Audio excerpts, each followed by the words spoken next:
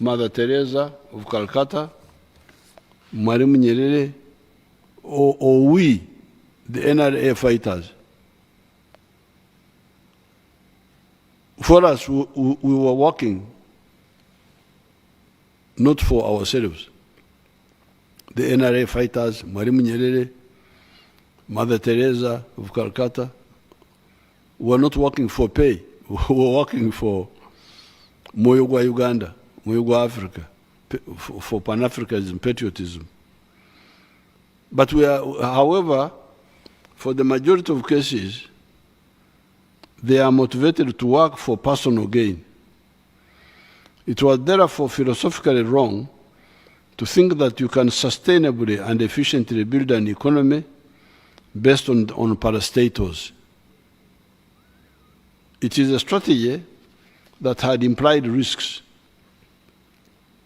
This is why the NRM, while not ruling out the role of the parastatals here and there, encouraged the private sector. The private sector players, foreign and local, are very reliable actors because they act in their own interest, but in the process, for the majority of cases, also act in the interest of the country.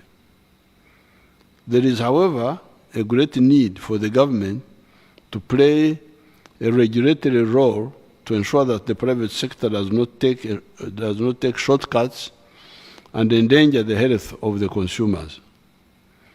It is therefore the patriotic duty of all Ugandans to encourage the private sector, whether they are local or foreign. They all build our GDP, which means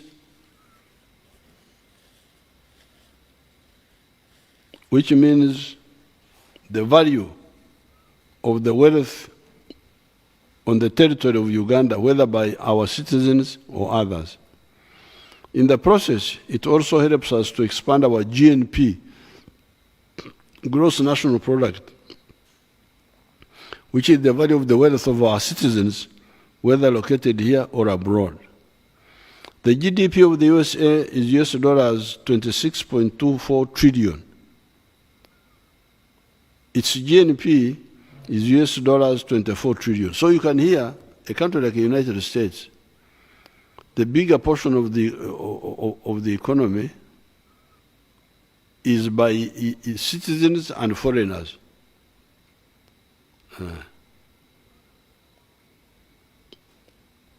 The foreigners add on in the US another $2 trillion.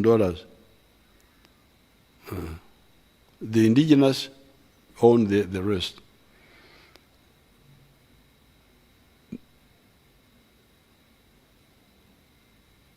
That of China, the GDP of China is USD 19 trillion, 19.37 trillion, and the GNP 14 trillion.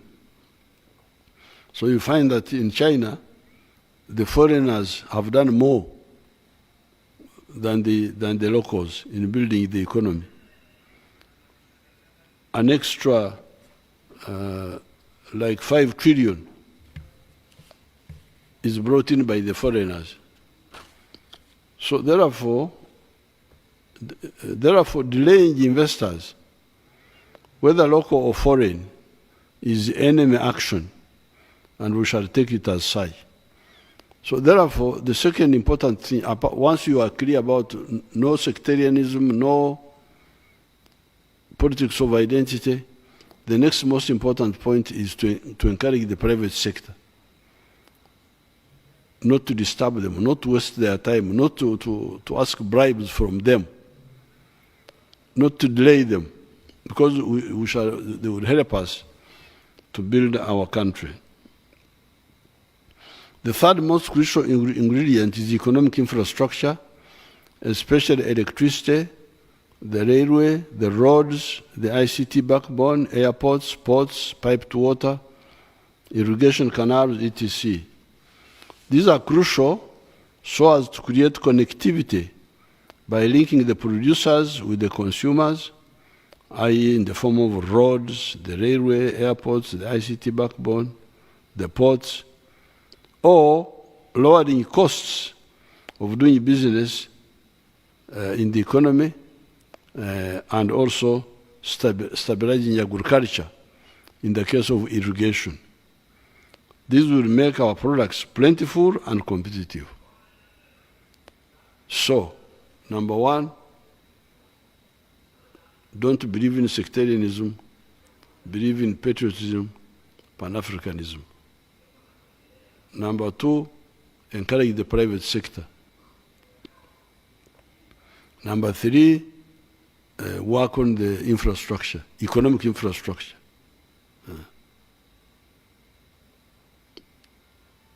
The fourth ingredient is social infrastructure in the form of schools, health centers, and research institutions that will help us or are helping us to deal with the health, knowledge, and skills of the human resource. Because for the human resource to produce, they need knowledge, education, they need skills, education with skills, and they need health. They need to be healthy. So that's why we need social infrastructure in the form of schools, in the form of health centers. The other roads and so on are economic infrastructure. This is social infrastructure. A modern society and economy need healthy people that are knowledgeable and skilled. The fifth ingredient is working on regional economic and political integration so as to guarantee a market for our products and also ensuring our strategic security against any and all threats to our future. Now, I've already told you about the market. Uganda market alone is not enough. That's why it is not able to absorb all our milk.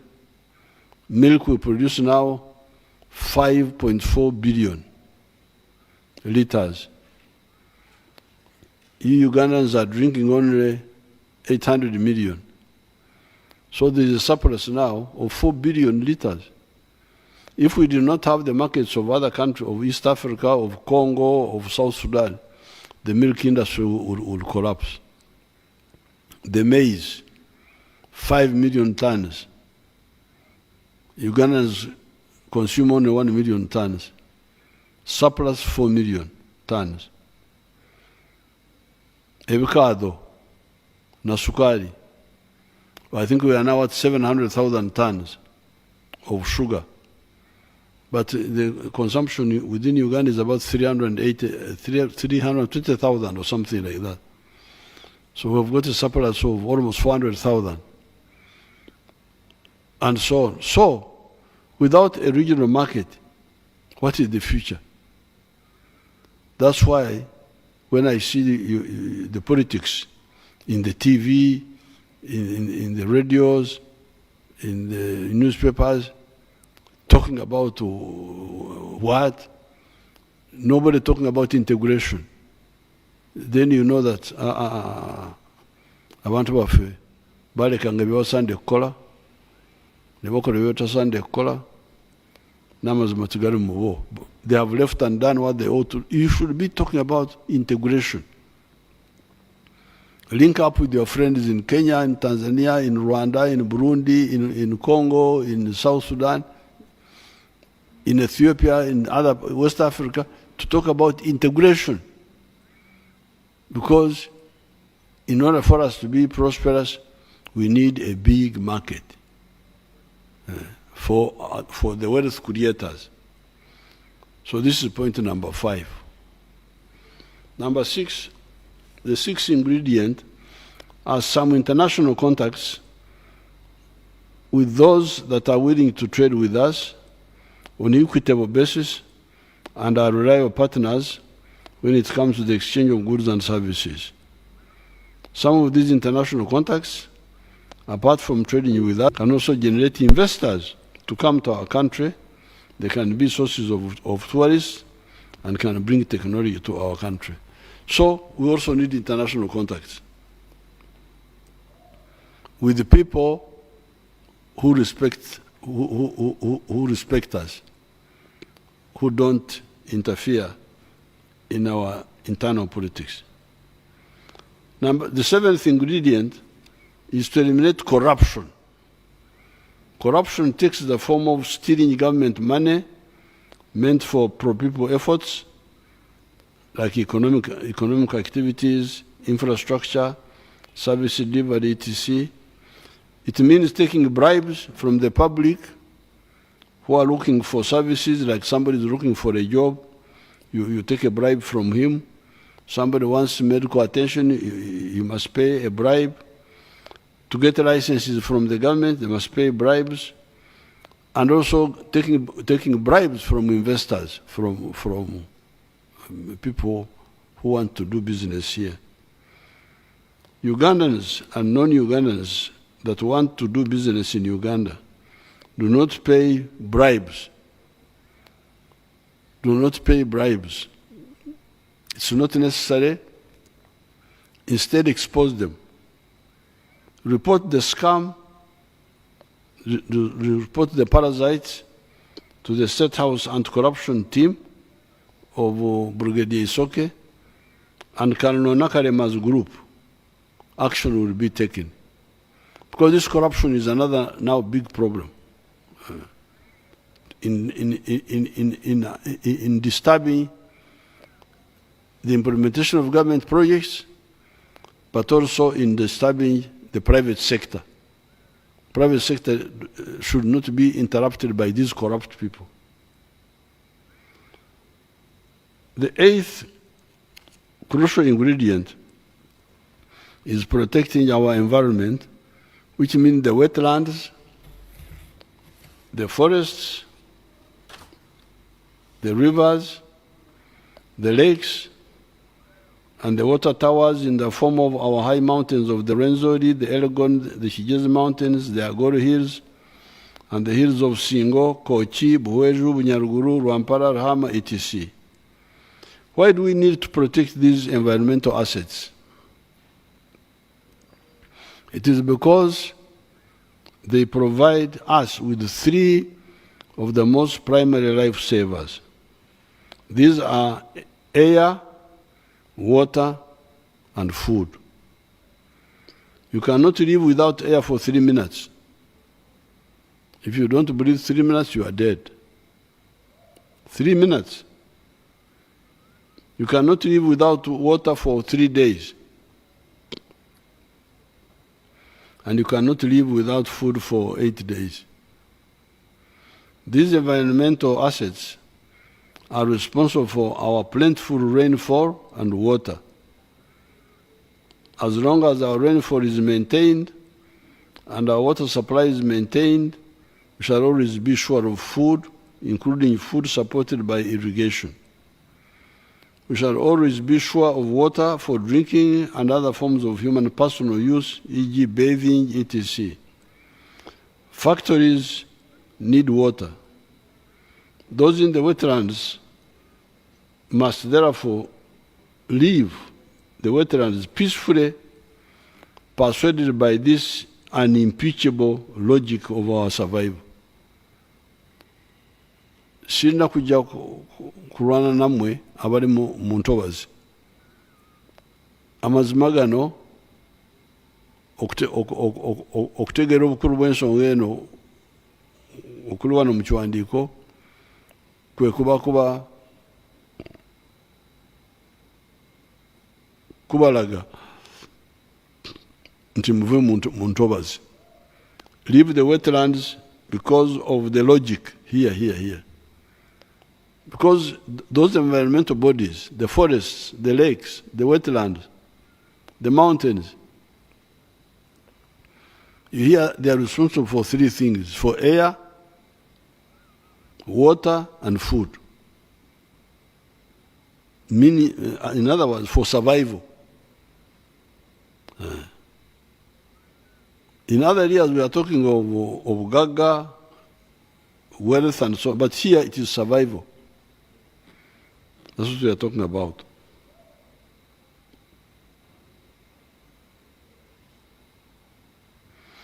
Those in the wetlands must leave them peacefully, persuaded by this unimpeachable logic of our survival. The ones in the Bukede, Busoga, and Chijez areas will be assisted to shift from the wetland rice growing to either growing that rice by irrigation on the non-wetland land of Butaka Bukalu, or to fish farming at the edges of the wetlands, allowing the rest of the wetlands to regenerate. Those who have encroached on wetlands in other areas must leave unconditionally because they went there knowing it was a mistake. The ones of Busoga, Bukede, and Chijez were misled by the governments of that time, such as Chibimba rice scheme. That's why we shall assist them to get out. But the other ones, in the other areas, they must go unconditionally. They must leave. And I'm going to write an executive order. It will be detailed. Anybody who does not implement it will be answerable. The local chiefs, because those wetlands which are being encroached on, they belong to a parish. What is the parish chief doing? They are not on the moon. A wetland which is being encroached on is in a parish. A parish has got a parish chief. Oyongenda kumukwata oyo. I will arrest that one. That wetland is in a sub-county. What is the sub-county chief doing? How about Giso? There's a Giso there. What are they doing?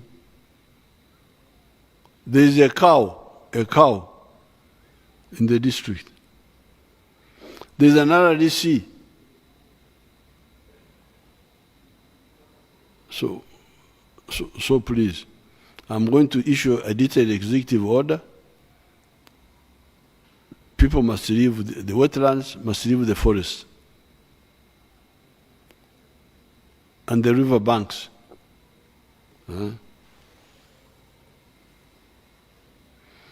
200 meters from the lake shore must be allowed to regenerate into forest or waterline shrubbery, which we, the indigenous people of this area, know well.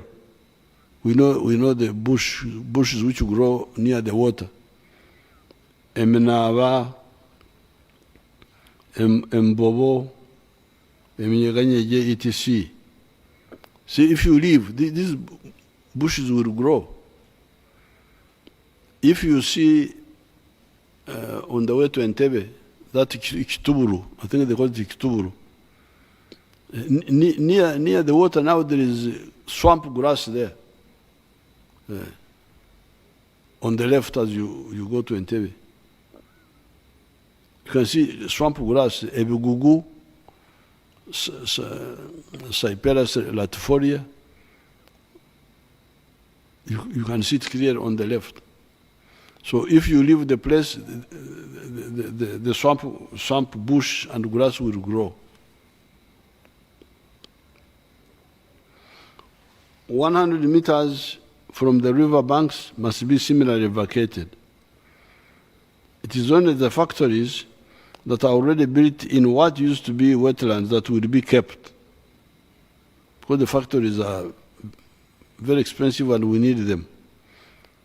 But no new ones, no new factories must be built or licensed to be built in wetlands. Even those that were erroneously licensed by UIA, but where the construction had not yet started, should be allocated alternative land. The environmental authorities may permit well-organized residential houses and hotels near the lake shore or the river banks which observe environmental rules, e.g. planting grass and trees so that there are no bare patches of soil from which the Omukoka, the Mtunga, the runoff water, would pick soil to silt the water bodies. there should be no cultivation or slums near the water bodies. However, residential houses built in the wetlands must be demolished.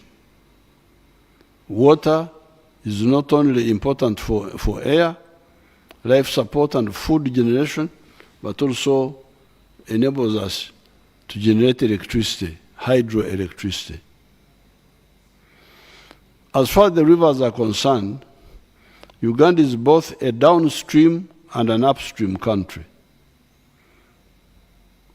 These words mean downstream means where the rivers are going. Upstream is where the rivers are coming from. So Uganda is both. It is both an upstream. There are rivers which start here, but also it is downstream because there are rivers which come here from other African countries. According to our water people, 14 billion cubic meters of water per year that Uganda gets come from rivers, comes from rivers that originate from Uganda, while 29 billion cubic meters of water comes from rivers that we share with other sister countries. Given the political fragmentation that we try to heal by regional integration, we cannot always guarantee the proper management of the rivers and their catchment areas that spring from the brother countries vis-à-vis soil erosion, silting, etc. However, we should set the good example by correctly managing the water bodies within our jurisdiction. We'll then have the moral authority to approach the brother African countries about the shared rivers. I therefore demand that all these encroaching on the wetlands in the manner mentioned above vacate those sites as laid out above. The rivers like Ruizi, Mpanga, Mayanja, Kafu, Aswa, Agago, Mporogoma, Mubuku, and their tributary wetlands must be fully protected from those uninformed encroachers. This will ensure that all our 14 billion cubic meters of internal waters is safe, and then we can additionally interact with the brother countries about the 29 billion cubic meters of water from them. Remember that we are mandated by common sense and by the international law that we must share the water generated in Uganda and what we get from the brother upstream countries with the downstream brother countries, which are South Sudan, Sudan, Khartoum, and Egypt. Of course, water should not be a problem for Africa because the River Congo alone produces 3,000 billion cubic meters of water per annum. Our wonderful Nile at Khartoum only has 85 billion cubic meters per annum. It is this much smaller quantity of water that some of the actors in the Nile Valley spend so much time quarreling over. Yet the Congo River is equal to 35 Nile rivers in terms of water. If only Congo was stable and Afro-oriented, I imagine that Africa would not be talking about lack of water. Every second, this huge amount of water of the River Congo is feeding the Atlantic Ocean. Who told you that the Atlantic Ocean is thirsty for water? It is Africa that is thirsty for a vision.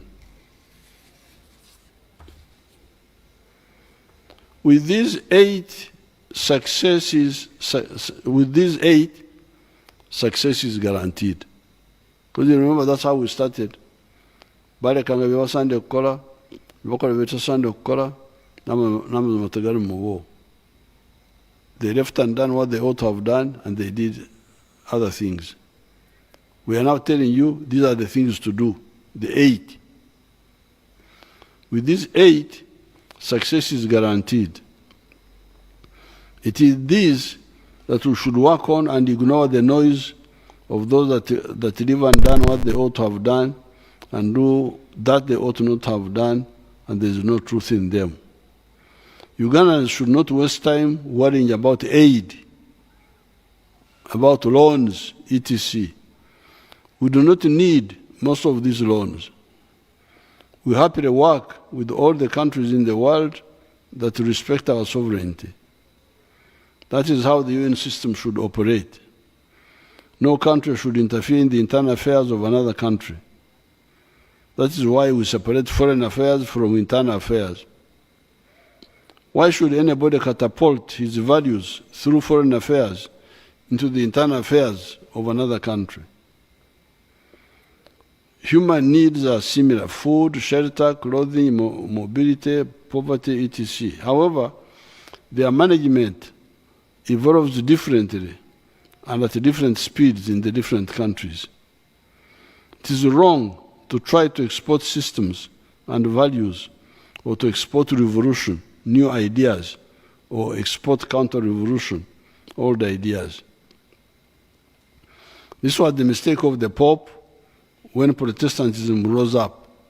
You remember when there was a split in the church, some of the church tried to use violence to suppress the other people, which led to wars. I think they were called the 30 Years' Wars, the religious wars. It was a waste of time. It was the mistake of Metternich when capitalism came on the scene. This Metternich was a prime minister of Austria-Hungary. And when the capitalists took over power in France, he tried to overthrow them. And he caused so much problem for Europe. And I think that's how Austria-Hungary broke up. Mistake of Napoleon when he tried to export the ideas of the French Revolution. The mistake of the Western intervention powers against Bolshevik communism in Russia. The mistake of the imperialist countries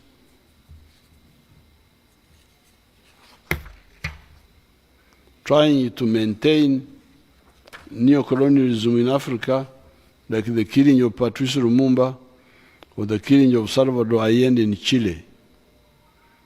If you think that your ideas are correct, read the Gospel of Matthew, chapter 5, verse 16. It says, "Let your light shine so shine before men that they see your good deeds and praise your Father in heaven."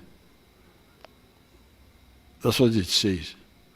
If you know you are right, don't try to use force and pressure to change people. Just show your good example and we copy it. In other words, influence people by your good examples and not by coercion. Those actors who try to interfere in the internal affairs of other countries overestimate themselves and underestimate the capacity of the people of the world and their ability to defend their legitimate interests. Those actors are also uninformed. The imperialist actors used the gap in history following when the Ottoman Turks captured Constantinople in 1453, while the peoples of Africa, Asia, and Latin America were not mobilized. They took that advantage to control much of the world. However, two phenomena outside the control of the imperialists marked the beginning of the counter-offensive by the colonized peoples of the world. One phenomenon was the coming to power in Russia of the communists in 1917. This was a social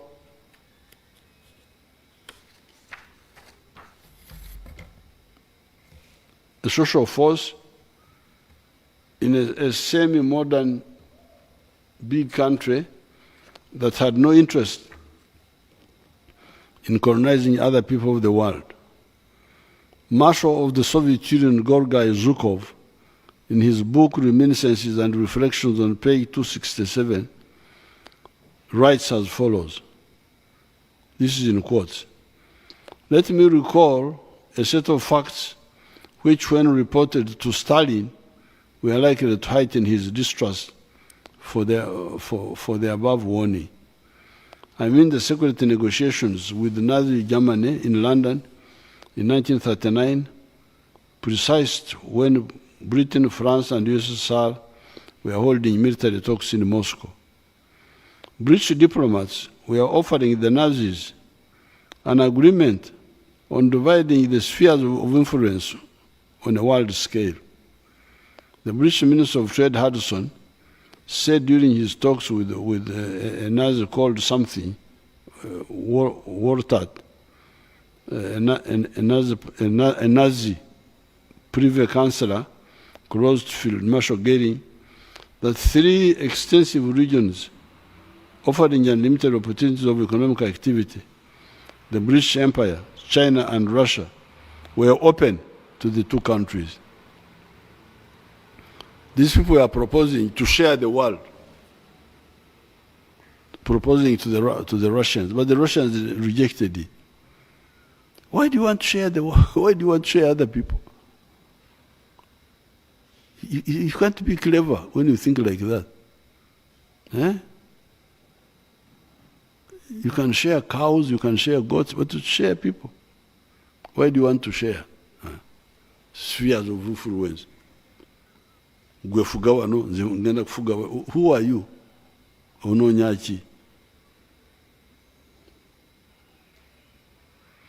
When Hitler tried to offer the Soviet Union to discuss the idea of dividing the world in spheres of influence, he encountered a sharp and unequivocal refusal of the Soviet side, which would not even hear of the subject. The imperialist actors did not pay heed to this just stand, and inter-imperialist rivalry soon plunged the globe into the catastrophe of the Second World War, where the Soviet Union played the major role of defeating fascist Germany and Japan. The anti-imperialist camp grew when the communists took control of another big country, China, in 1949. In fact, one clever American general, Omar Bradley, aptly described the involvement of the Western countries in the Korean War as, in quotes, a wrong war at a wrong time, in a wrong place, with the wrong enemy. So, those who want to control the world, this was their first problem. These big countries which were taken over by people who didn't believe, who didn't share their view. The second phenomenon was the founding of the ANC, the African National Congress, by the broad sections of the African peoples in South Africa to spearhead the resistance of the African people against the evil system of colonialism.